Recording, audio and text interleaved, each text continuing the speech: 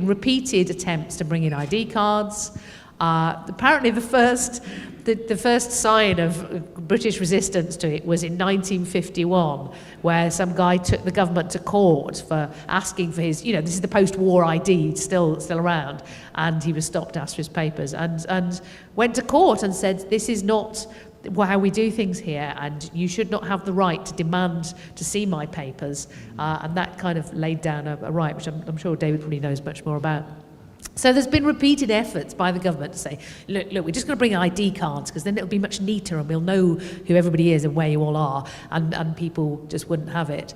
So the digital ID thing is quite interesting, I think, because it's kind of coming in by the back door anyway, because the more things we do, the more ways we relate to the state through digital services and online and through computer systems, the more we in effect have a series of digital identities in all these systems.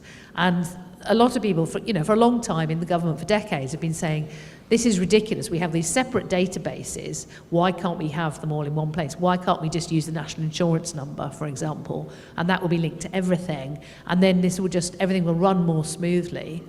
And without even having a thought that this would be the kind of identity document that you might use.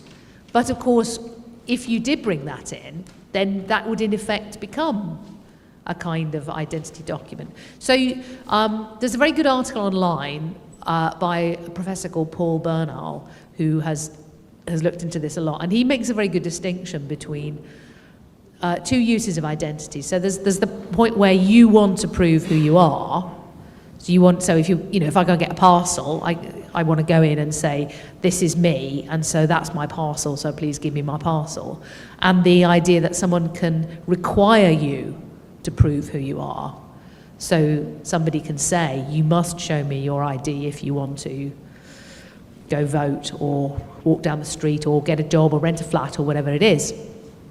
Obviously, there are probably overlapping cases there where it's something that you want to do, but you don't have to do, but open a bank account, for example, and you show your ID. But I think it's a really useful distinction because this is the way that a unified ID system is sold, digital ID is sold, is that it's much more convenient if you can easily prove who you are when you want to prove who you are.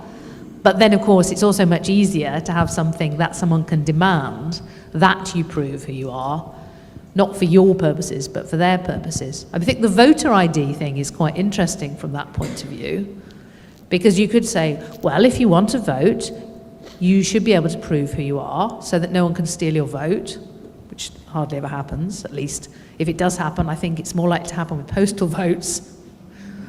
So I'm not sure how this is going to solve that. But of course, you can look at it the other way and say, well, voting is part of my right as a citizen. This is how I exercise my political power and democracy. And why should you require me to prove who I am in order for me to exercise my rights as a citizen?